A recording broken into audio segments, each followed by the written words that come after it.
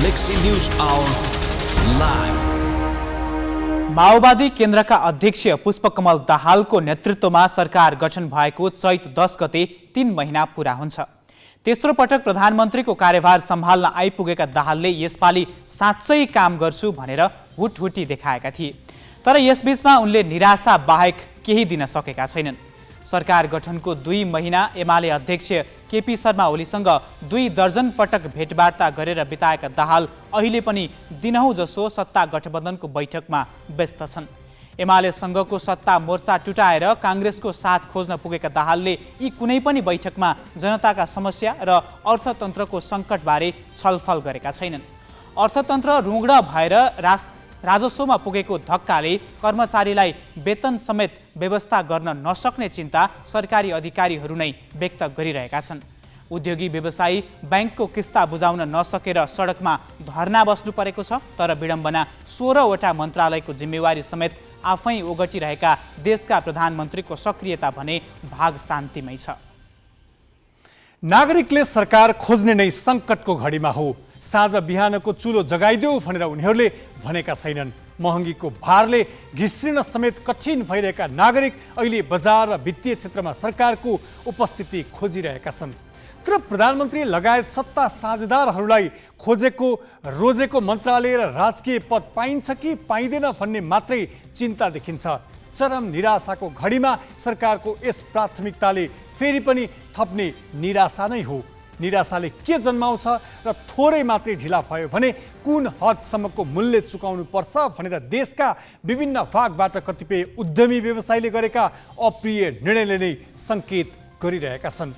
कति क्षति भइसकेपछि राजनीतिक नेतृत्वले चेत्ने हो के उसको चेतनालाई जगाउन कुम्भकर्णलाई जस्तै गरी संसार थर्काउने बाजागाजा बजाउनु पर्ने भइसकेको हो र? ग्यालेक्सी न्युज आवरमा आज हामी रुग्ण अर्थतन्त्रले सरकारी कर्मचारीकै खान्कीमा पुर्याएको धक्कादेखि राजनीतिक नेतृत्वको अकर्मणीयताले गिज्याएको संवैधानिक प्रणाली सम्बन्धी प्रसङ्ग हुनेछन्।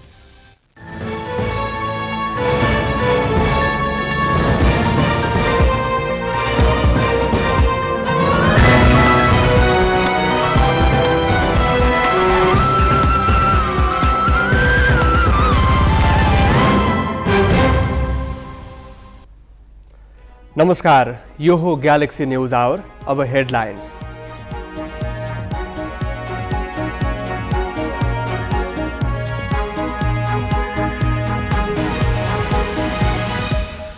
अर्थतन्त्र गतिहीन भएपछि राजस्वमा धक्का, सरकारलाई दैनिक खर्च चलाउनै हम्मे पर्ने आकलन, सरकारी पदाधिकारीका विदेश भ्रमण कटौती गर्ने मन्त्री परिषदको निर्णय। उपराष्ट्रपतिमा एउटै उम्मेद्वारका नाममा सहमति जुटाउन सत्ता गठबन्धन असफल, भोलि फेरि प्रयास गर्ने नेताहरूको भनाई। पद खाली भएको 3 महिनासम्म पनि प्रधान न्यायाधीश नियुक्त नगरी उच्च राजनैतिक तहबाटै संविधानको उपहास, कानुनविद भन्छन् कामु प्रधान न्यायाधीशबाट शपथ गराउनु लज्जाजनक।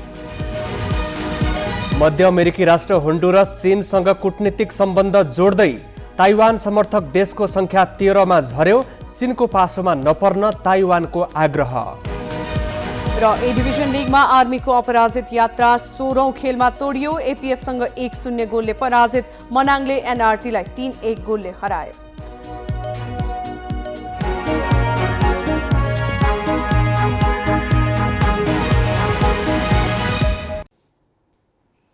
सात वर्ष राष्ट्रपति भूमिका निर्वाह गरेर विद्यादेवी भण्डारी गत फागुन 29 गते निवृत्त भइन्। तर राष्ट्रपतिको कुर्सीको तातो सेलाउन नपाउँदै उनलाई पार्टीमा क्रियाशील गराउनु पर्छ र कार्यकारी भूमिकामा ल्याउनु पर्छ भनेर एमालेका नेताहरूले लबिङ गर्न थालेका छन्। तर विश्लेषकहरूले भने राष्ट्रपति जस्तो अभिभावकीय संस्थाको नेतृत्व गरिसकेकालाई पार्टी जीवनमा फर्काउन नहुने मत राखिरहेका छन्। 7 वर्षीय राष्ट्रपति कार्यकालबाट निवृत्त भएर विद्यादेवी भण्डारी 29 गते छोरीको घरमा पुगिन्।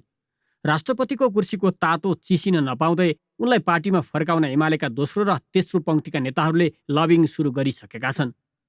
2078 भदौमा माधव कुमार नेपाल, झलनाथ खनाल सहितका नेता बाहिरिसकेका र वामदेव गौतम जस्ता नेताहरू पाखा लागिसकेकाले एमालेमा केपी शर्मा ओलीपछि नेतृत्वमा को आउला भन्ने प्रश्न पेचिलो बनेकै छ।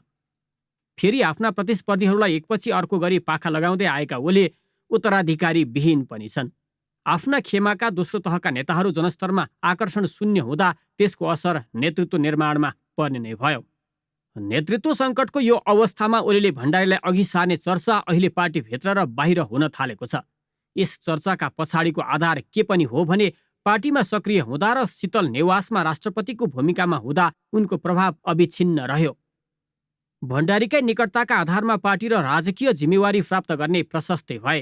उनकै चाहना अनुसार पार्टी सचिवालयदेखि पोलिट ब्युरो र केन्द्रीय कमिटीमा पुगेकाहरू अहिले उनी सक्रिय राजनीतिमा फर्कनुपर्ने बताउन थालेका छन्।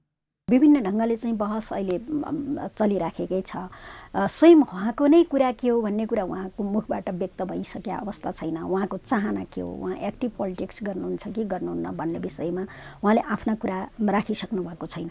तर जहाँसम्म अब विभिन्न दृष्टिकोणबाट चर्चा हुने सन्दर्भमा एमालेकै नेता कार्यकर्ताहरूको चाहिँ अलिकति साइकोलोजी के बुझिन्छ भने उहाँ एक्टिभ पोलिटिक्स गरिदिए हुन्थ्यो भन्ने खालको बुझिन्छ आम कार्यकर्ताहरूको पनि। किनभने हिजो पार्टीलाई उहाँले देशका मुद्दाहरूमा, महिलाका मुद्दाहरूमा जुन ढङ्गले कन्ट्रिब्युसन गर्नुभएको छ त्यो अहिले पनि आवश्यकता छ। किनभने उमेरका हिसाबले उहाँ अहिले पनि एक्टिभली पोलिटिक्समा जोडिने खालको चाहिँ एउटा उमेर छँदैछ।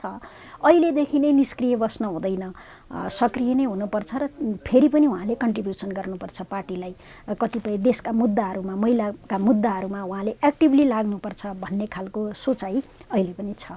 भण्डारीलाई पार्टी राजनीतिमा फर्काउन चाहनेमा एमाले वरिष्ठ उपाध्यक्ष ईश्वर पोखरेल अग्रपङ्क्तिमा छन्। भण्डारी उपाध्यक्ष निर्वाचित भएकै बेला 2 पटक महासचिव बनेका ईश्वर पोखरेल माओवादीसँग एकता हुँदा किनारमा पारिए। रक्षा मन्त्री हुँदा विवादका पर्याय बनेका उनी प्रतिनिधि सभाको निर्वाचनमा पराजित समेत भएपछि राजनीतिबाट पाखा लाग्ने दिनको प्रतीक्षामा छन्। आफू कुनै हालतमा नेतृत्वमा आउने बाटो नदेखेपछि उनी भण्डारीलाई ल्याउनुपर्छ भन्न थालेको एमाले नेताहरू बताउँछन्। उनीसँग स्वर मिलाउनेमा सचिव पद्मा अर्याल, स्थायी कमिटी सदस्य गुरु बराल, काशीनाथ अधिकारी, भानुभक्त ढकाल, शेरधन राई, हिक्मत कार्की लगायत छन् र यो सङ्ख्या बढ्ने क्रममा रहेको यस पङ्क्तिको दाबी छ। त्यसो त 2072मा राष्ट्रपति बनेकी भण्डारीको 2074मा दोहोरिने चाहना थिएन। त्यसबेलै उनी पार्टीमै कार्यकारी सक्रियताको प्रयासमा थिइन्। तर लगत्तै हुने महाधिवेशनमा भण्डारी अध्यक्षमा दाबी गर्न नआउन् भनेर केपी ओली र माधव कुमार नेपालले नै उनलाई स्थायी कमिटी बैठकमा राष्ट्रपतिको उम्मेदवार प्रस्ताव गरे। राष्ट्रपतिका तीव्र आकाङ्क्षी झलनाथ खनाललाई समेत भण्डारीका पक्षमा उभिनै पर्ने परिस्थिति बनाएर सर्वसम्मति कायम गरियो। अहिले एमाले भित्र उपाध्यक्ष विष्णु पौडेल र महासचिव शङ्कर पोखरेल बीच भावी नेतृत्वको होड छ। एकले अर्कालाई स्वीकार्ने अवस्था छैन। ओलीले रुचाएको पात्र बाहेक नेतृत्वमा आउने अवस्था पनि छैन। दोस्रो पुस्ता मध्ये कसको हातमा पार्टी नेतृत्व दिने भन्ने अन्यल बढ्दै जाँदा भण्डारी आउन सक्ने सम्भावना बढेर गएको आकलन हुँदैछ। तथापि उनले यसबारे मुख खोलिसकेकी छैनन्। केही कुराहरू पनि आयो, उहाँहरूले पनि भन्नुभयो तपाईँको एजो पनि हो, तपाईँहरू चाहिँ राजनीतिमा अहिले सक्रिय हुनुहोस्, तपाईँको आवश्यकता छ।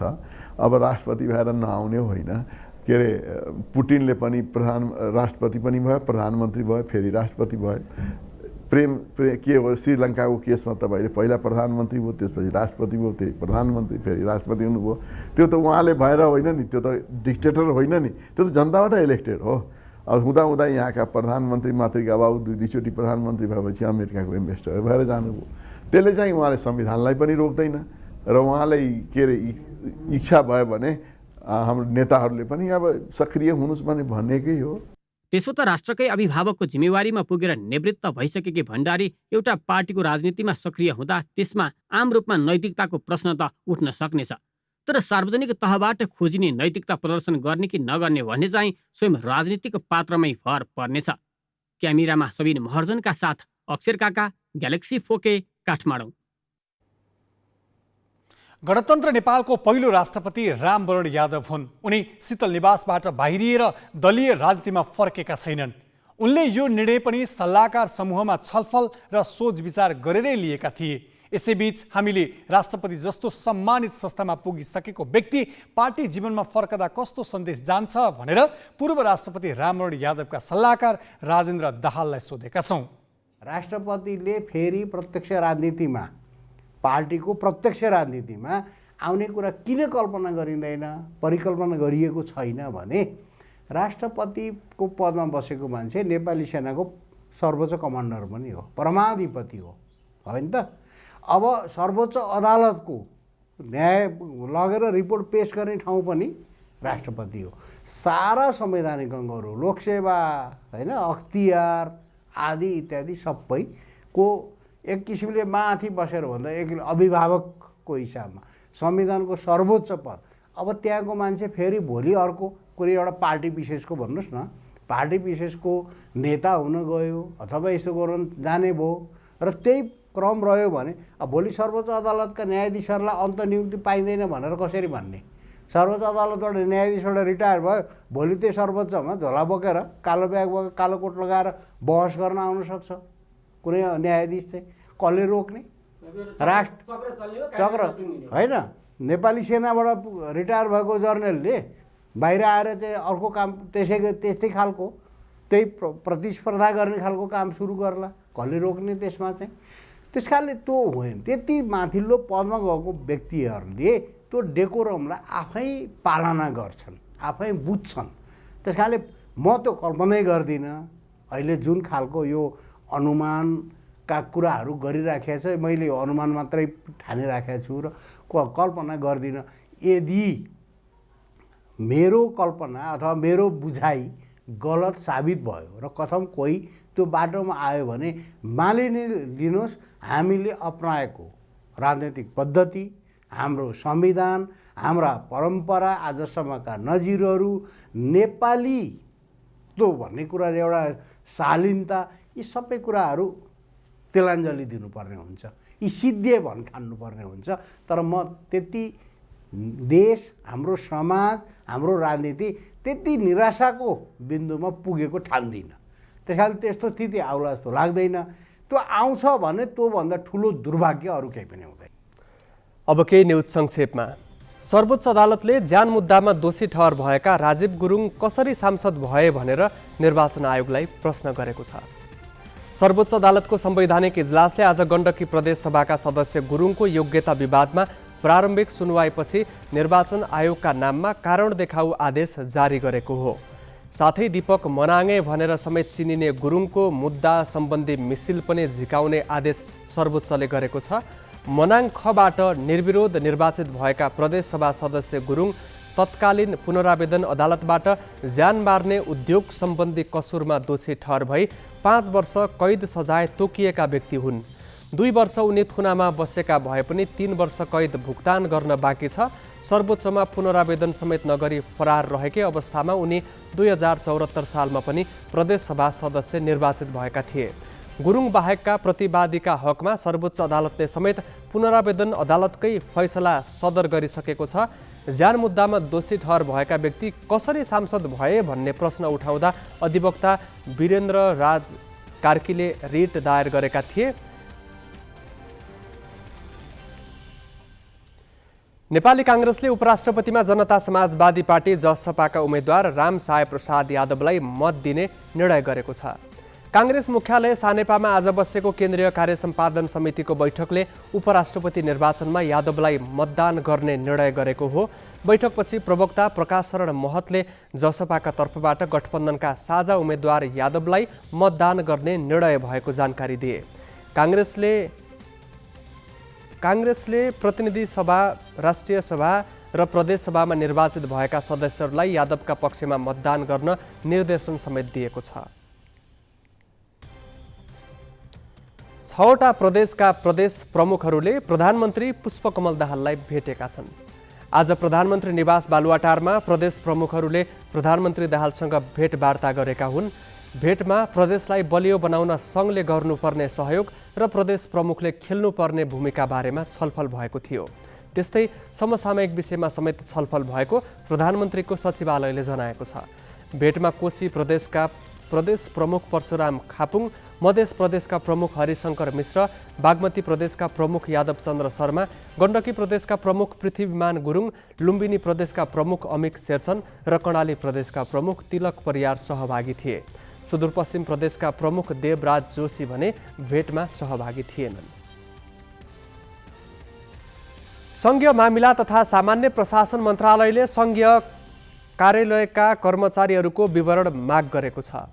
प्रधानमन्त्री पुष्पकमल दाहालले उच्च स्तरीय प्रशासन सुधार आयोग गठन गर्ने भनेसँगै मन्त्रालयले सबै मन्त्रालय, संवैधानिक आयोग र संवैधानिक निकायहरूलाई परिपत्र गर्दै 3 दिनभित्र कर्मचारीको विवरण बुझाउन भनेको हो।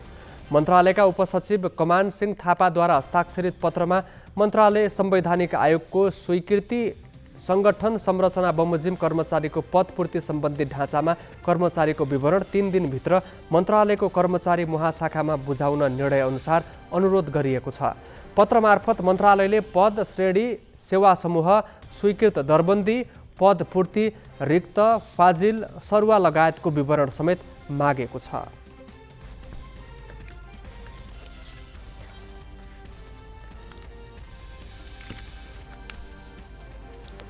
संस्कृति, पर्यटन तथा नागरिक उड्डयन मन्त्री सुदन किरातीले पर्यटन उद्योग बिस्तारै लयमा फर्कदै गएको बताएका छन्। काठमाडौँमा आयोजित कार्यक्रममा मन्त्री किरातीले नेपालको पर्यटन बिस्तारै लयमा फर्कन थालेको बताएका हुन्। उनले पर्यटन उद्योगको विकास, विस्तार र विविधीकरण गर्न आवश्यक रहेको औल्याए। उनले नयाँ गन्तव्य स्थलको खोजी गर्ने, लगानी बढाउने, एकीकृत पर्यटन पूर्वाधारको विकास गर्ने, प्रविधिलाई ग्रामीण तहसम्म वितरण गर्नुपर्ने बताए। मन्त्री किरातीले सही तथ्याङ्कको अभावमा निर्माण गरिने योजना कार्यक्रमले प्रतिफल नदिएको बताए। उनले नेपालको कुल गृहस्थ उत्पादनको तथ्याङ्क र आन्तरिक तथ्याङ्कमा अन्तर देखिएको समेत बताए। यसमा नेपाल पर्यटन बोर्डले काम गरिरहेको स्पष्ट पारे।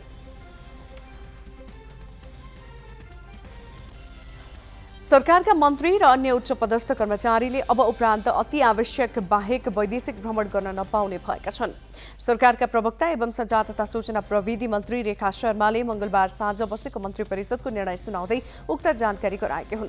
बैठकले कृषि तथा पशुपन्छी विकास मन्त्रालय, वन तथा वातावरण मन्त्रालय र स्वास्थ्य तथा जनसङ्ख्या मन्त्रालयका सचिवहरू एवं अतिरिक्त स्वास्थ्य सचिवहरूको वैदेशिक भ्रमण स्वीकृत गर्ने निर्णय गरेको छ। पूर्व मुख्य सचिव लीलामणि पौडेलको संयोजकत्वमा गठित उच्च स्तरीय तलब सुविधा आयोगको प्रतिवेदन कार्यान्वयनको लागि प्रधानमन्त्री तथा मन्त्री परिषदको कार्यालयको सचिवको संयोजकत्वमा कार्यान्वयन सहजीकरण समिति गठन गर्ने निर्णय गरिएको उनले बताइन्। नेपाल र संयुक्त राज्य अमेरिका बीच अध्ययन भिसा शुल्कमा एकरूपता कायम गर्ने निर्णय समेत सरकारले गरेको छ। बैठकले तल्लो लिखु जलविद्युत आयोजनाको 132 केभी प्रसारण लाइन निर्माणका लागि वन क्षेत्र उपयोग गर्न दिने, रामपुर स्वास्थ्य चौकी उदयपुरलाई 10 शय्याको आधारभूत अस्पतालमा स्तरोन्नति गर्नको लागि राष्ट्रिय वन क्षेत्र प्रयोग गर्न दिने निर्णय गरेको समेत मन्त्री शर्माले जानकारी गराइन्। चालू आर्थिक वर्षको 8 महिनामा आन्तरिक राजस्व सङ्कलन लक्ष्य भन्दा न्यून देखिएको छ। आन्तरिक राजस्व विभागका अनुसार फागुन मसान्तसम्ममा लक्ष्यको करिब 80% मात्रै आन्तरिक राजस्व उठेको छ। दोस्रो चौमासिकसम्ममा विभागले 3 खर्ब 53 अर्ब 91 करोड 47 लाख बराबर आन्तरिक राजस्व उठाउने लक्ष्य राखेको थियो। तर यो अवधिको लक्ष्यको तुलनामा 79.78% अर्थात् 2 खर्ब 81 अर्ब 79 करोड 30 लाख मात्रै राजस्व उठेको हो। गत आर्थिक वर्षको फागुनसम्मको तुलनामा चालू आर्थिक वर्षको सोही अवधिमा राजस्व असुली 1% बिन्दुले कम हो। विभागले गत आर्थिक वर्षको 8 महिनामा 2 खर्ब 85 अर्ब 12 करोड 2 लाख बराबर राजस्व उठाएको थियो। फागुन मसान्तसम्म 1 खर्ब 58 अर्ब 25 करोड 4 लाख बराबरको आयकर उठाउने लक्ष्य राखेको विभागले 1 खर्ब 17 अर्ब 7 करोड 19 लाख मात्रै असुली गरेको छ। आयकर सङ्कलन करिब 16% बिन्दुले कम हो। मूल्य विवृद्धि कर भ्याट सङ्कलन पनि लक्ष्यको 83.32% मात्रै भेटिएको छ। बाँकी प्रसङ्ग नवराज पाण्डेबाट। आर्थिक वर्षको 8 महिना सकिँदासम्म सङ्घीय सरकारले 22% भन्दा धेरै पुँजीगत खर्च गर्न सकेको छैन। प्रदेश र स्थानीय तहको हालत पनि योभन्दा ज्यादै भिन्न देखिँदैन। निजी क्षेत्रमा आएको सुस्तता मात्रै होइन, सरकारी खर्च पनि लक्ष्य अनुसार बढ्न नसक्दा सिङ्गे अर्थतन्त्र गतिहीन बन्न थालेको छ। यसको असर राजस्वमा देखिएको छ। आर्थिक वर्षको अन्त्य नजिकिँदै जाँदा सरकारमाथि राज्यको ढुकुटी कसरी धान्ने भन्ने दबाब बढेको छ। नेपाल राष्ट्र ब्याङ्कले आयातमा भएको कमीका कारण भुक्तानी सन्तुलन नेपालको पक्षमा आएको र विदेशी मुद्राको सञ्चित पनि बढेको भन्दै सकारात्मक आर्थिक आँकडाहरू प्रस्तुत गरिरहेको छ। तर यही समय उद्योगी व्यवसायीहरू केन्द्रीय बैंक घेरा हालेर विरोध गरिरहेका छन्। यसले राष्ट्रिय अर्थतन्त्रकै बराबर अर्थात् 48 खर्बभन्दा धेरै कर्जा प्रवाह गरेका बैंक तथा वित्तीय संस्थाले यस वर्ष कति ऋण उठाउन सक्छन् भन्ने चिन्ता बढाइदिएको छ। सिङ्गो अर्थतन्त्र सङ्कुचनमा छ। थोरै सङ्ख्याका अर्बपति बाहेक अधिकतर उद्योगी व्यवसायी असहज परिस्थितिमा छन्। बजारमा देखिएका अनेकौं आर्थिक समस्याको लहरोले अब सरकारको ढुकुटीमा पहिरो ल्याउन थालेको छ। फागुन मसान्तसम्म सङ्घीय सञ्चित कोष 1 खर्ब 56 अर्बभन्दा धेरै घाटामा छ। अब उठ्ने राजस्वले सरकारी ढुकुटीको यो खाडल पुर्नेवाला छैन।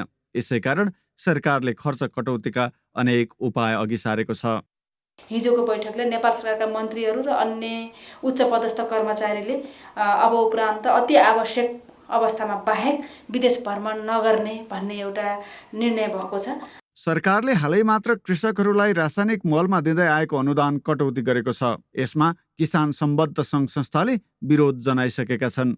कृषिजन्य उत्पादनमा बढ्दो परनिर्भरता र छिमेकी भारत तथा चीनमा चुलिँदो कृषि सहायताका बावजुद नेपालमा सरकारी ढुकुटी थेग्न यही खर्च कटौती गर्ने टुङ्गो भयो।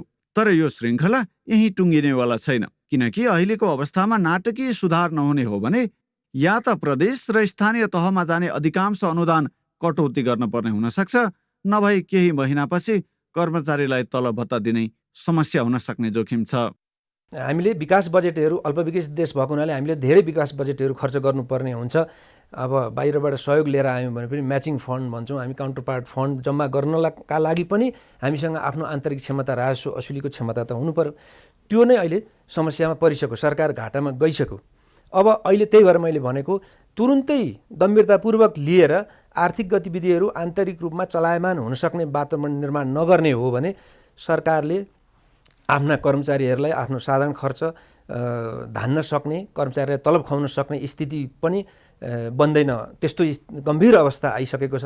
अर्थमन्त्रीहरूले आफू लोकप्रिय बन्न जान असम्भव योजनामा बजेट छुट्याउने र त्यसका लागि स्रोतको उधारो व्यवस्था गर्ने परिपाटी नेपालमा खुब फस्टाएको छ। यही सिलसिलामा बनेको यसपालिको बजेट कार्यान्वयन गर्न अर्थ मन्त्रालयलाई नै धौ परिरहेको छ। कम्तीमा हामी कर्मचारीहरू विज्ञ समूह भन्छौँ अथवा त्यो विषयमा ज्ञान छ भन्छौँ प्रभावी सरकार, 1 वर्ष खर्च पनि हामी अनुमान गर्न सक्ने अवस्था छौँ। अनि बजेट कार्यान्वयनको अवस्था किन यस्तो भयो भनेर हामी फेरि प्रश्न गर्दैछौँ। अब यसलाई पनि के भने चुनौती छ, यसलाई पनि रोक्ने गरी आगामी वर्षको बजेट बनाउँदाखेरि चाहिँ बाध्य गरिदिनुपर्छ। अन्तर्राष्ट्रिय मुद्रा कोषले यही वर्षदेखि विश्वव्यापी अर्थव्यवस्था नै मन्दीको भुमरीमा धकेलिने पूर्वानुमान गरिसकेको छ। अमेरिका र चीनमा यसका सङ्केत देखिसकेका छन्। औपचारिक अन्तर्राष्ट्रिय कारोबारमा धेरै नजोडिए पनि नेपाली अर्थतन्त्र विश्वव्यापी समस्याबाट अलग रहन सक्दैन। यस्तो बेला लामो समय अर्थ मन्त्रालय नेतृत्वविहीन हुने र पटक पटक मन्त्री फेरिने अवस्थाबाट गुज्रिएको छ। यो एक आर्थिक वर्षमा अर्थमन्त्रीको सङ्ख्या कम्तीमा 3 जना पुग्दैछ, त्यो पनि भिन्दा भिन्दै राजनैतिक दलबाट। यो हदको अस्थिर नेतृत्व र प्रशासकीय अक्षमताले अर्थतन्त्रलाई लिकमा फर्काउन झन चुनौतीपूर्ण हुने देखिएको छ। Business bureau, galaxy four K, Kathmandu. अर्थमन्त्रीहरूमा अर्थशास्त्रको ज्ञान कति आवश्यक छ भन्ने बहस नेपालमा खासै सुनिन्न।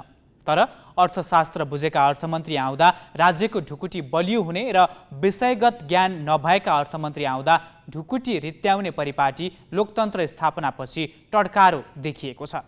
राजनीतिक रूपमा शक्तिशाली र अर्थशास्त्रको ज्ञान नभएका अर्थमन्त्रीहरूले बजेट बनाउँदा बढी उधार भएर खर्च गर्छन् र कयौं खर्चको प्रभावकारिता शून्य हुन्छ। हामीले पूर्व अर्थमन्त्री युवराज खतिवडालाई यो साल चाहिँ सरकारी ढुकुटीमा कहिल्यै नदेखिएको समस्या कसरी आयो भनेर सोधेका छौँ। त अब अर्थतन्त्रमा केही विसङ्गतिहरू हामीले सुरु गर्यौँ। एउटा कुरा के भने हामी कोभिडबाट बल्ल उठ्दै थियौँ। अघिल्लो वर्ष कर्मचारीको तलब सुविधा बढाएकै थियो।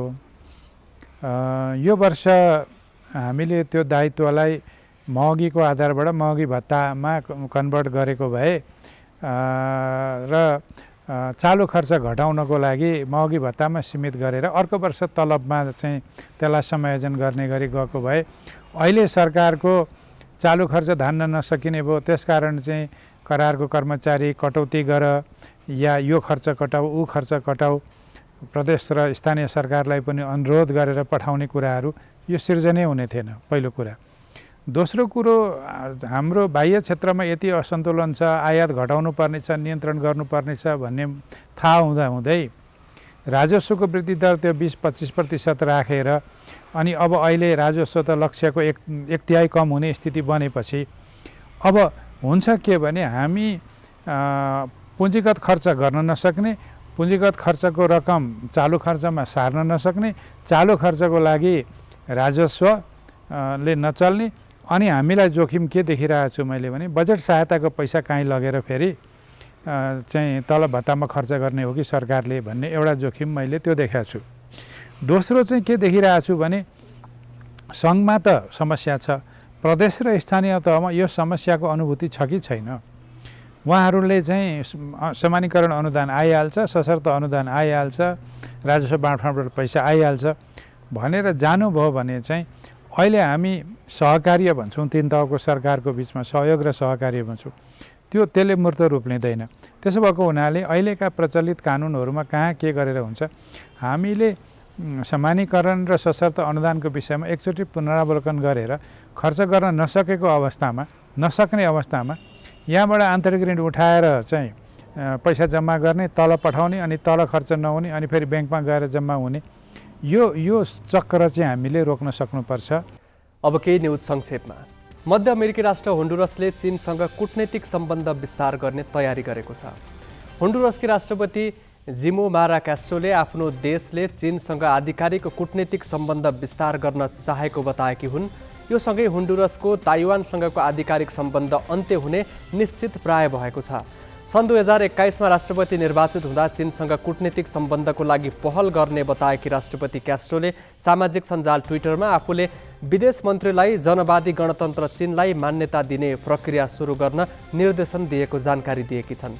लगतै होन्डुरसका विदेश मन्त्री एदुबार्दो रेनाले स्थानीय टेलिभिजनलाई अन्तर्वार्ता दिँदै आफ्नो सरकारले आम नागरिकको हितमा हुने जुनसुकै नीति परिवर्तन गर्ने प्रतिक्रिया दिए। यदि होन्डुरसले चीनसँगको कूटनीतिक सम्बन्ध विस्तार गरेमा अब ताइवानलाई मान्यता दिने देश जम्मा 13वटा मात्र हुनेछन्। यता ताइवानको विदेश मन्त्रालयले होन्डुरस सरकारको तयारीप्रति गम्भीर चिन्ता व्यक्त गर्दै आफ्नो निर्णयलाई होसियारीपूर्वक विचार गर्न र चीनको पासोमा नपर्न आग्रह गरेको छ।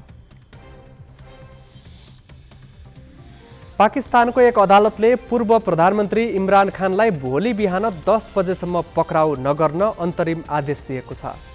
पाकिस्तानका तहरिके इन्साफ पीटीआईका नेता फवाद चौधरीले पूर्व प्रधानमन्त्री खानलाई पक्राउ नगर्न माग गर्दै दायर गरेको रिटमा लाहोर उच्च अदालतले यस्तो आदेश दिएको हो।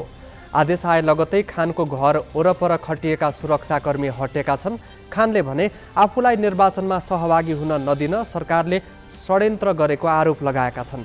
आदेश आएपछि खानका समर्थकहरूले खुसियाली मनाउँदै सरकार विरुद्ध नाराबाजी गरे। यसैबीच इस्लामाबाद उच्च अदालतले भने खानको तोसाखाना मुद्दामा जारी गरिएको गिरफ्तारी वारेन्ट रद्द गर्न माग गर्दै गरेको याचिकामा आफ्नो फैसला सुरक्षित गरेको छ।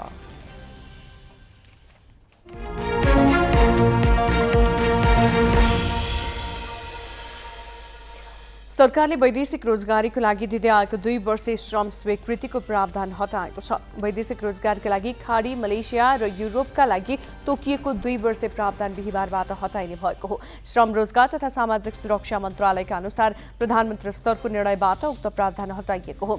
खाडी तथा मलेसियामा नेपाल सरकारले 2 वर्षे करारपत्रमा श्रम स्वीकृति जारी गर्दै आएको थियो। 2 वर्षे करारपत्र पूरा भएपछि पुनः श्रम स्वीकृति गर्नुपर्ने बाध्यकारी प्रावधान थियो। अब सबै कामदारले आफूले काम गरिरहेको मुलुकबाट प्राप्त अनुमति, रोजगारदाता र श्रमिक बीच भएको कार्य सम्झौताका आधारमा नै अवधि तोकिनेछ भने सोही आधारमा श्रम स्वीकृति दिइने भएको छ। 2 वर्षे प्रावधान राख्दा कामदारको कार्य अवधि र भिसा अवधि छँदै श्रम स्वीकृति लिन बिचैमा नेपाल आउनुपर्ने बाध्यता थियो। मन्त्रालयका अनुसार अब श्रम स्वीकृति लिन समेत नेपाल आउनुपर्ने छैन। सरकारले रासायनिक मलमा दिँदै आएको अनुदान कटौती गरेको विरोधमा राष्ट्रिय प्रजातान्त्रिक किसान संगठनले प्रदर्शन गरेको छ। अनुदान कटौतीको निर्णय फिर्ता लिएर पुरानै व्यवस्था यथावत राख्न माग गर्दै किसान संगठनले आज माइतीघर मण्डलामा विरोध प्रदर्शन गरेका हुन्। संगठनले नेपाल जस्तो विकासोन्मुख र कृषिमा निर्भर देशमा अनुदान कटौती गरेर किसानको रोजीरोटी खोज्ने काम गरेको आरोप लगाएको छ। कृषि तथा पशुपन्छी विकास मन्त्रालय अन्तर्गतको मल आपूर्ति तथा वितरण व्यवस्थापन समितिको फागुन 29 गते बसेको बैठकले मलमा दिँदै आएको अनुदान घटाउने निर्णय गरेको थियो। रासायनिक मलमा यसअघि समग्रमा 70.82% बराबर अनुदान दिएकोमा घटाएर 59.04% कायम गरिएको छ। यसलाई अझै घटाएर 50%मा झारिने कृषि मन्त्रालयले जारी गरेको प्रेस विज्ञप्तिमा भनिएको छ। वाणिज्य र विकास बैंक तथा फाइनान्स कम्पनीबाट लिने कर्जा र निक्षेपको ब्याज दर आजदेखि लागू हुने गरी घटेको छ। वाणिज्य ब्याङ्कहरूको छाता संगठन नेपाल ब्याङ्कर्स सङ्घ, विकास ब्याङ्कर्स, नेपाल वित्तीय संस्था सङ्घले चैत्र 1 गतेदेखि लागू हुने गरी कर्जा र निक्षेपको ब्याज दर घटाउने निर्णय गरेका हुन्। निक्षेपमा 0.4% र कर्जामा 1% प्रिमियम दर घटेको सङ्घका अध्यक्ष सुनिल केसीले जानकारी दिए। ब्याङ्कहरूले कर्जाको आधार दरमा 6%सम्म प्रिमियम लिने गरेकोमा अब 5%सम्म प्रिमियम दर कायम भएको छ। यस्तै निक्षेपकर्ताको साधारण बचतमा न्यूनतम 6 देखि अधिकतम 8%सम्म ब्याज दिनेछन्। ब्याङ्कहरूले मुद्दती निक्षेपमा 11% ब्याज दिइरहेका छन्। संस्थागत तर्फ 9% र रेमिट्यान्स मुद्दती खातामा 12% नयाँ ब्याज दर तोकिएको छ। यसै गरी विकास ब्याङ्कहरूले मुद्दती निक्षेपको ब्याज दर 0.25%सम्म घटाएका छन्। अब 1 वर्षे वा सोभन्दा माथिको व्यक्तिगत मुद्दती निक्षेपको ब्याज दर 11.60% कायम भएको छ। 1 वर्षे वा सोभन्दा माथिको संस्थागत मुद्दती निक्षेपमा 9.60% र साधारण बचतमा न्यूनतम 6.10% देखि 8.60% ब्याज दर निर्धारण भएको छ। यस्तै नेपाल वित्तीय संस्था सङ्घ, फाइनान्स कम्पनीहरूले 1 वर्षको मुद्दती निक्षेपमा 12.10% ब्याज दिँदै आएकामा अब 11.90% ब्याज दर कायम गरेका छन्।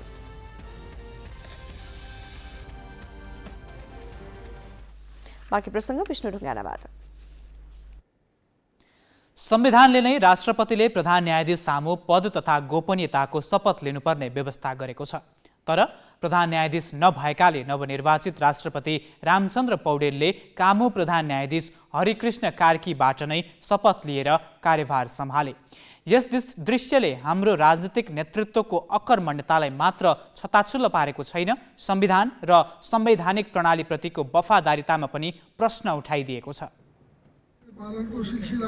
आफूलाई जानकारीमा आएको गत सोमबार नवनिर्वाचित राष्ट्रपति रामचन्द्र पौडेलले निकै उत्साहित र खुसी हुँदै पद तथा गोपनीयताको शपथ लिए।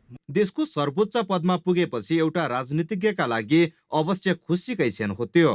तर त्यही शपथ कार्यक्रमले देशको संवैधानिक प्रणालीलाई भने गिज्जाइरहेको थियो, किनभने राष्ट्रपतिलाई शपथ गराउँदै थिए कायम मुकायम प्रधान न्यायाधीश हरिकृष्ण कार्की, जसले कामु हैसियतमै 3 महिनादेखि न्यायालयको नेतृत्व गरिरहेका छन्। जबकि संविधानले 1 महिना भन्दा बढी न्यायिक नेतृत्वको रिक्तताको परिकल्पना गरेको छैन। अझ कुनै पनि प्रधान न्यायाधीश अवकाश हुनुभन्दा महिना दिन अघि नै अर्को नियुक्तिको व्यवस्था गरिसक्नुपर्ने संवैधानिक व्यवस्था छ। संवैधानिक संरचनालाई समयमै पूर्णता दिने र अविच्छिन्नता कायम गर्ने दायित्व राजनीतिक नेतृत्वको हो। तर राजनीतिक नेतृत्व आफ्नै व्यक्तिगत स्वार्थ र भागबण्डामा व्यस्त हुँदा संवैधानिक प्रणाली नै विशृङ्खलित हुन पुगेको छ। यो अलिकति राजनीतिक अस्थिरताको कारणबाट आएको छ र जुन कि दलहरूको जुन दृढ शक्ति हो संविधान अनुरूपको पालना गर्ने, त्यो पनि त्यसमा कमी देखिएको छ। यस्तै पूर्व प्रधान न्यायाधीश कार्कीजीको साथमा पनि त्यही भयो र अहिले वर्तमान कामु प्रधान न्यायाधीश हरिकृष्णजीसँग पनि त्यही हुने स्थिति देखिरहेको छ। राजनीतिक दलका नेताहरूले आफूले कसरी सत्ता प्राप्त गर्ने र सत्तामा बसिराख्ने त्यही दाउपेचमा मात्रै लागिरहेछन्। राष्ट्र, संविधान र जनताप्रति त्यति सचेत र गम्भीर छैनन्। आफ्नो पद बाहेक अरूमा उनीहरूको गम्भीरता देखिएन। प्रधान न्यायाधीश नियुक्तिको सिफारिस गर्ने संवैधानिक परिषदले हो। उक्त परिषदमा प्रधानमन्त्री अध्यक्ष, सभामुख, राष्ट्रिय सभाका अध्यक्ष, विपक्षी दलका नेता र उपसभामुख सदस्य हुन्छन्, जो सबै राजनीतिक पदाधिकारी हुन्। प्रधान न्यायाधीश नियुक्तिको सिफारिस गर्दा परिषदमा कानुन मन्त्री समेत सदस्यका रूपमा रहन्छन्। तर संवैधानिक परिषद सम्बन्धी कानुनकै अभाव देखाएर परिषदलाई निष्क्रिय राखिएको छ। गत मङ्सिर 27 गतेसम्म तत्कालीन प्रधान न्यायाधीश चोलेन्द्र शमशेर राणा निलम्बित अवस्थामा थिए। गत वर्षको फागुन 1 मा उनी महाभियोगका कारण निलम्बनमा गएका थिए। आफैले दर्ता गराएको महाभियोग प्रस्ताव समयमा टुङ्ग्याउन नसक्नु यिनै नेताहरूको अकर्मण्यताको प्रमाण थियो। त्यही कारण मुलुकको न्यायालय 1 वर्षभन्दा बढी समयदेखि काम चलाउ नेतृत्वको भरमा चलेको छ। हुँदा देशको राष्ट्रपतिको शपथलाई समेत काम चलाउ शैलीमै टुङ्ग्याएर राष्ट्रकै संवैधानिक प्रणालीको खिल्ली उडाइएको छ। राष्ट्रपतिको शपथ ग्रहण प्रधान न्यायाधीशले गर्ने भनेको छ। हामी कहाँ चाहिँ कामु प्रधान न्यायाधीशले गरिराख्दाखेरि त्यो पद रिक्त छ भन्ने कुराको एउटा औपचारिक रूपमा जानकारी पनि भयो र त्यो पदमा कन्फर्म प्रधान न्यायाधीश नहुँदाखेरिको असर चाहिँ न्यायपालिकालाई मात्रै होइन कार्यपालिकाको यो कार्यमा पनि असर गर्छ भन्ने कुरा प्रष्ट देखिएको छ। त्यो नियुक्ति नगर्नको कारण चाहिँ मलाई लाग्छ प्रत्यक्षतः न्यायपालिकालाई कार्यपालिकाले कन्ट्रोलमा राख्न खोजेको हो कि भन्ने देखिन्छ र पछिल्लो समय न्यायपालिका र कार्यपालिका अथवा खास गरिकन व्यवस्थापिकासँगको जुन द्वन्द्व देखिन्छ त्यो द्वन्द्वको एउटा परिणामको रूपमा पनि अहिलेको यो प्रधान न्यायाधीशको पदको सिफारिस नगर्नुपर्ने, प्रधान न्यायाधीशको पदमा सिफारिस नगर्नुपर्ने अवस्थाको सिर्जना भएको मलाई लाग्छ। प्रधानमन्त्री कार्यालयले त कानुन नभएकै कारण परिषद बैठक बस्न नसकेको जानकारी गराइसकेको छ भने सरकारले बल्ल विधेयक संसद सचिवालयमा दर्ता गराएको छ। तर यस प्रक्रियाले कहिले पूर्णता पाउँछ भन्ने यकिन छैन।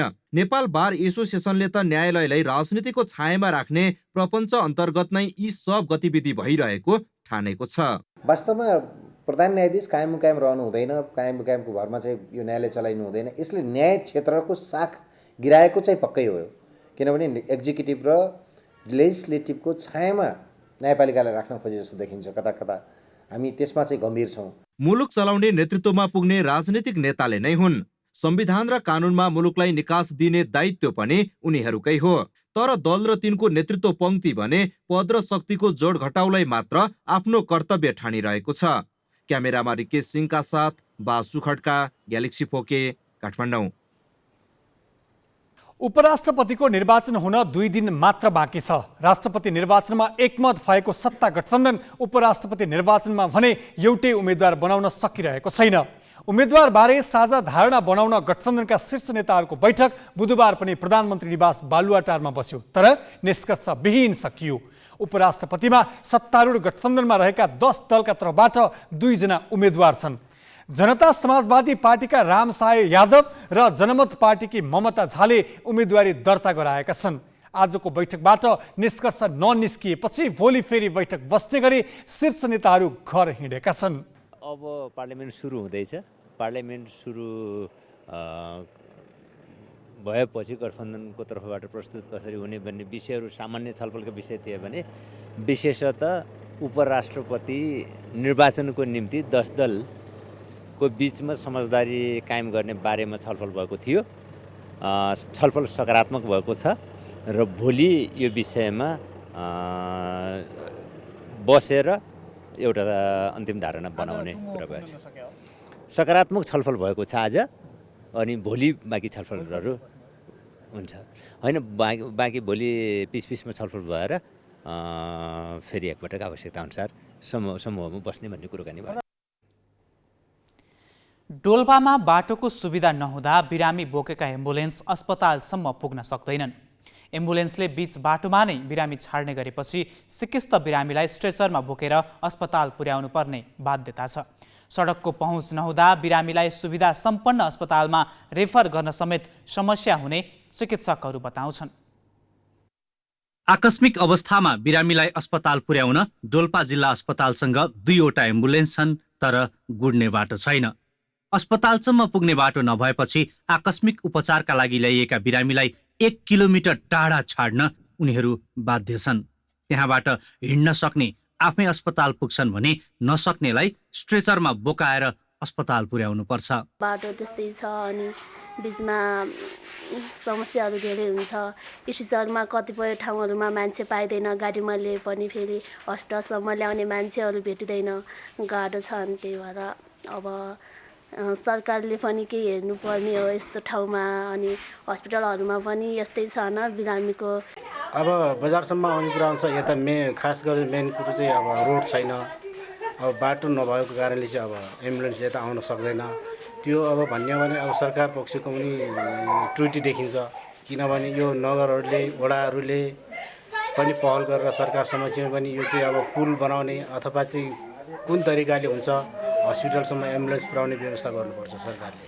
4 वर्ष अघि स्वास्थ्य कार्यालय डोल्पाले 11,35,000 रुपियाँमा खरिद गरेको एम्बुलेन्स 2 महिनादेखि बिग्रेर थन्किएको छ। बनाउन स्वास्थ्य कार्यालयले उति विधि चासो दिएको छैन। गत वर्ष भारत सरकारले अर्को एम्बुलेन्स अनुदानमा दियो, तर बाटो नभएकाले साइरन बजाउँदै गुड्न पाउन्न। कति ठाउँमा बिरामीका आफन्तले झरेर एम्बुलेन्स धकेल्नुपर्छ। सदरमुकाम दुनैदेखि अस्पतालसम्म पुग्ने सडक नहुँदा बिरामीको अवस्था थप गम्भीर हुने गरेको छ। यहाँ चाहिँ धेरै जस्तो हाम्रो दमका बिरामीहरू आउँछन्। अर्को भनेको चाहिँ अब एम्बुलेन्समा बोक्ने गरेको चाहिँ धेरै जस्तो भनेको चाहिँ सुत्केरी आमाहरू, अझै माछपाल यो त्रिपुरा सुन्दरीबाट आउँछन् धेरै जसो चाहिँ। अनि उहाँहरूलाई चाहिँ कस्तो भन्दाखेरि अब त्यहाँबाट एम्बुलेन्स ल्याउनुहुन्छ, बेथा लाग्न गाह्रो भएर अथवा गाह्रो भएर आउँछ। कतिवटा त सुत्केरी हामीले अझ ल्याउँदा बाटो पुल घुमाउँदाखेरि चाहिँ अनि बाटोमै सुत्केरी भएर पनि आउनुहुन्छ। अब यहाँबाट उताबाट आउने मात्र नभएर कति केसहरू त हामीले यहाँ म्यानेज गर्न सक्दैनौँ, यहाँबाट पठाउनु पर्ने हुन्छ। कच्ची सडक डोल्पा सदरमुकाम दुनैसम्म पुगेको छ। जिल्ला अस्पताल भैरवी नदी पारी भएकाले पक्की पुल नबने एम्बुलेन्स अस्पतालसम्म पुग्ने अवस्था नै छैन। मुलुककै ठूलो जिल्ला डोल्पा बल्ल तल्ल सडक सञ्जालमा जोडिए पनि स्वास्थ्य शिक्षा सहितका अधिकारसँग कहिले जोडिने हो अत्तो पत्तो छैन। ग्यालेक्सी फोकेका लागि डोल्पाबाट टेकबहादुर शाहीको रिपोर्ट। 2 दशकभित्रमा अन्तर्राष्ट्रिय स्तरको बनाउने गुरु योजना सहित पश्चिम नेपालमै सबैभन्दा बढी उडान र अवतरण हुने नेपालगञ्ज विमानस्थल स्तरोन्नतिको काम अघि बढेको छ। 4 चरणमा निर्माण सुरु गरिने विमानस्थलमा पहिलो चरण अन्तर्गत 3 वर्षभित्र सक्ने गरी अत्याधुनिक सेवा सहितको नयाँ टर्मिनल भवन निर्माणले तीव्रता पाएको छ।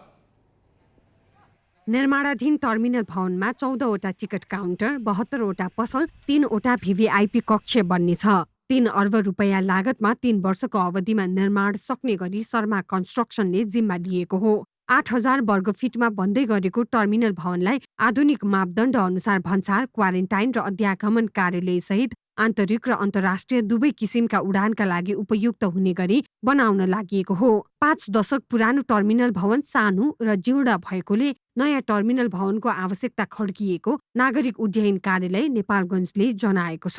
गत वर्ष चाहिँ हामीले रनवे एक्सटेन्सन गरेर 200 मिटर थपेर अब 1700 मिटर पुर्यायौँ र यही पेसेन्जरहरूको सेवा सुविधालाई ध्यान राख्दै गत वर्ष मात्र यहाँ चाहिँ एसीको हलमा डिपार्चर हलभित्र चाहिँ इस्रायल हलमा हामीले एसीको व्यवस्था गऱ्यौँ र आगन्तुक पेसेन्जरहरूको सुविधाको लागि ब्यागेज ट्रली र कन्भेयर बेल्ट समेतको अहिले हालसालै चाहिँ सञ्चालनमा ल्याएका छौँ।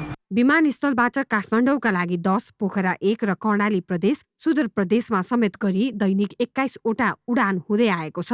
गत वर्ष मात्रै विमानस्थलबाट 16,130 फ्लाइट मार्फत 5,66,000 यात्रुले सेवा लिएका थिए। नयाँ टर्मिनल भवन निर्माणपछि नेपालगञ्ज दिल्ली र नेपालगञ्ज लखनऊसम्म उडान गर्न सहज हुने भएकोले पर्यटक प्रवर्धनमा समेत सहयोग पुग्ने विश्वास लिएको छ।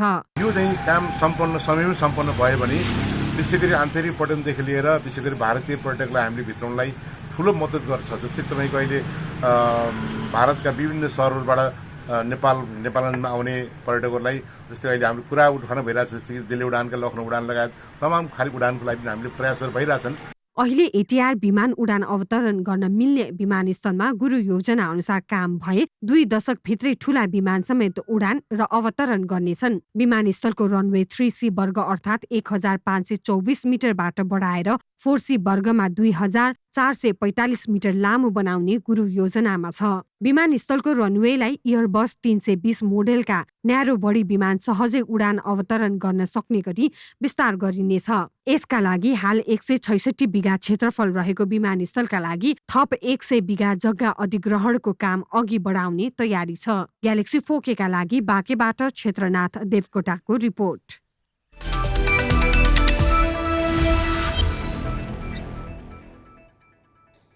नेपाल 1 दिवसीय अन्तर्राष्ट्रिय वरीयतामा 16औं स्थानमा उक्लिएको छ। आइसिसी क्रिकेट विश्वकप लिग 2 का पछिल्ला 10 खेलमा उत्कृष्ट प्रदर्शन गरेको नेपालको 3 स्थान सुधार भएको हो। अन्तर्राष्ट्रिय क्रिकेट परिषद आइसिसी को पछिल्लो तालिका अनुसार एक दिवसीय अन्तर्राष्ट्रिय वरियतामा नामिबिया, युएई, अमेरिका र पपुवा न्युगिनीलाई पछि पार्दै नेपाल 16औं स्थानमा उक्लिएको छ। लिग 2 अन्तर्गत स्कटल्यान्ड र नामिबिया विरुद्धको श्रृङ्खला अघिसम्म नेपाल 19औं स्थानमा थियो। नेपालले पछिल्ला 11 खेलमा 10 जित निकाल्दै 3 स्थान सुधार गरेको हो। नेपालभन्दा पछि रहेका नामिबिया 17औं, अमेरिका 18औं, युएई 19औं र पपुवा न्युगिनी 20औं स्थानमा छन्। नयाँ एक दिवसीय अन्तर्राष्ट्रिय वरियतामा भारत शीर्ष स्थानमा छ भने अस्ट्रेलिया दोस्रो स्थानमा छ। एसोसिएट राष्ट्रतर्फ सबैभन्दा अगाडि रहेको स्कटल्यान्ड 12औं स्थानमा छ। नेपाल नम्बर 1 गल्फर शुक्रबहादुर राईले सूर्य नेपाल सेन्ट्रल ओपनमा कीर्तिमानी प्रदर्शन गरेका छन्। 11 अन्डर 61 को उम्दा प्रदर्शनमा शुक्रले गोकर्ण गल्फ क्लबमा नयाँ कोर्स रेकर्ड कायम गरेका हुन्। सूर्य नेपाल मास्टर्स दौरान चिगाराङ्गापा यस अभिजित सिंह चड्डा र समीम खानले बनाएको 10 अन्डर 62 को रेकर्ड शुक्रले तोडे।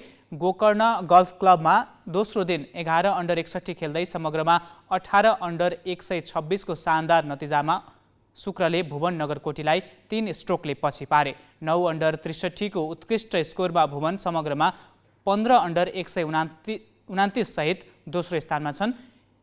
एमेचर खेलाडी सद्भाव आचार्य 3 अन्डर 69 खेल्दै समग्रमा 4 अन्डर 141 को स्कोर सहित तेस्रो स्थानमा उक्लिए। नम्बर 1 एमेचर खेलाडी सुभाष तामाङ र प्रोफेसनल खेलाडी जयराम श्रेष्ठ 1 अन्डर 143 सहित संयुक्त रूपमा चौथो स्थानमा छन्। सुभाषले 1 अन्डर 71 र जयरामले 3 ओभर 75 मा दोस्रो दिनको खेल सकाए। 36 होलको समाप्तिमा 13 ओभरसम्म खेल्ने 21 प्रो र 7 एमेचर गरी कुल 28 खेलाडीले कट बनाएका छन्। शहीद स्मारक ए डिभिजन लिग फुटबलमा मनाङ मर्स्याङ्दी क्लबले दोस्रो जित निकालेको छ। त्रिपुरेश्वर स्थित दशरथ रङ्गशालामा आज भएको खेलमा न्युरोड टिम एनआरटीलाई 3-1 गोलले हराउँदै मनाङले दोस्रो जित निकालेको हो। मनाङको जितमा रोशन राणा मगर, सेजामोल दब्लाजोनोब र कोफी टिमोथी कुडोले 1-1 गोल गरे। एनआरटीका अशोक थापाले 1 गोल फर्काए। खेलको 39औं मिनेटमा रोशनले गोल गर्दै मनाङलाई सुरुवाती अग्रता दिलाएका थिए। रणदीप पौडेलको क्रसमा पेनाल्टी बक्सभित्र रहेका रोशनले बल नियन्त्रणमा लिँदै उत्कृष्ट गोल गरे। खेलको 69औं मिनेटमा सेजामोलले पेनाल्टीबाट गोल गर्दै मनाङलाई 2-0 को अग्रता दिलाए। खेलको 87औं मिनेटमा कोफीले गोल गर्दै मनाङलाई 3-0 को अग्रता दिलाए। खेलको इन्जुरी समयमा एनआरटीका अशोकले गोल गरे पनि मनाङ 3-1 ले विजयी भयो। जितसँगै मनाङले 4 खेलमा 8 अङ्क जोडेको छ। तेस्रो खेल हारेको एनआरटीको 4 खेलबाट 1 अङ्क छ।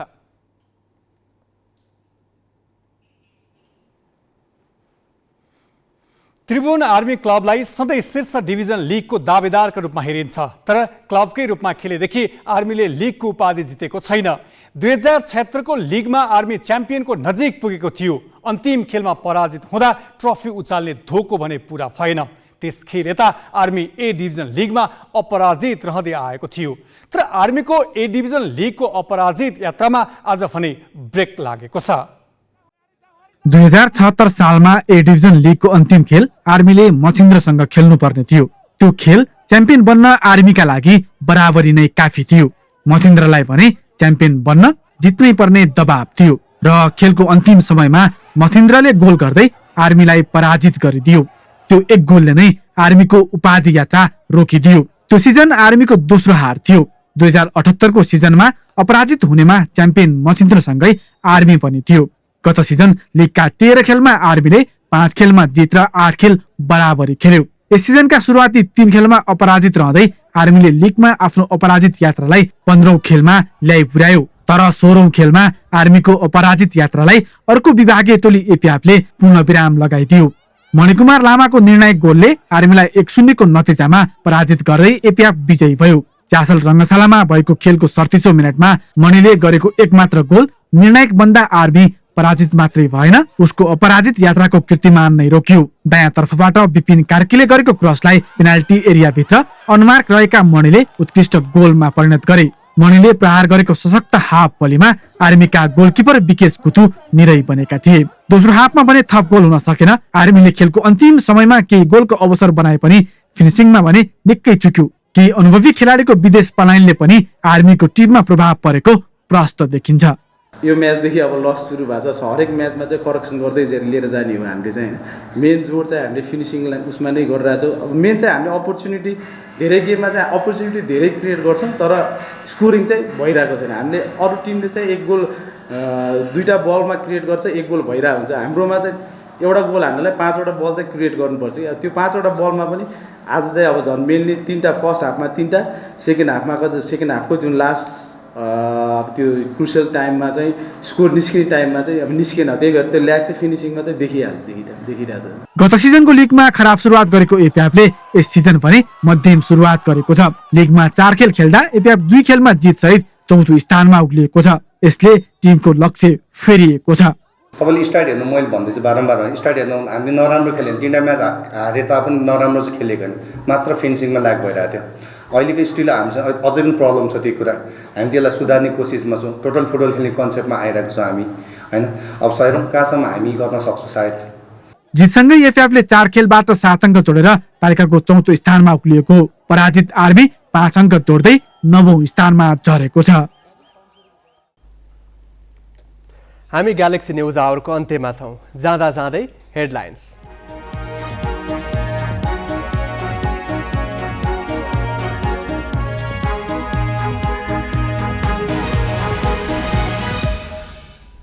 अर्थतन्त्र गतिहीन भएपछि राजस्वमा धक्का, सरकारलाई दैनिक खर्च चलाउनै हम्मे पर्ने आकलन, सरकारी पदाधिकारीका विदेश भ्रमण कटौती गर्ने मन्त्री परिषदको निर्णय। उपराष्ट्रपतिमा एउटै उम्मेद्वारका नाममा सहमति जुटाउन सत्ता गठबन्धन असफल, भोलि फेरि प्रयास गर्ने नेताहरूको भनाई। पद खाली भएको 3 महिनासम्म पनि प्रधान न्यायाधीश नियुक्त नगरी उच्च राजनैतिक तहबाटै संविधानको उपहास, कानुनविद भन्छन् कामु प्रधान न्यायाधीशबाट शपथ गराउनु लज्जाजनक।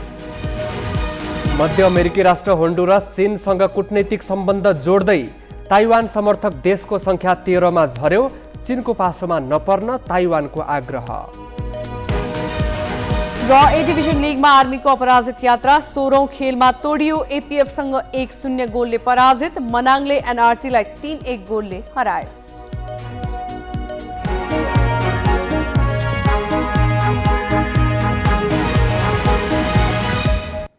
आजलाई ग्यालेक्सी न्युज आवर सकियो। नमस्ते।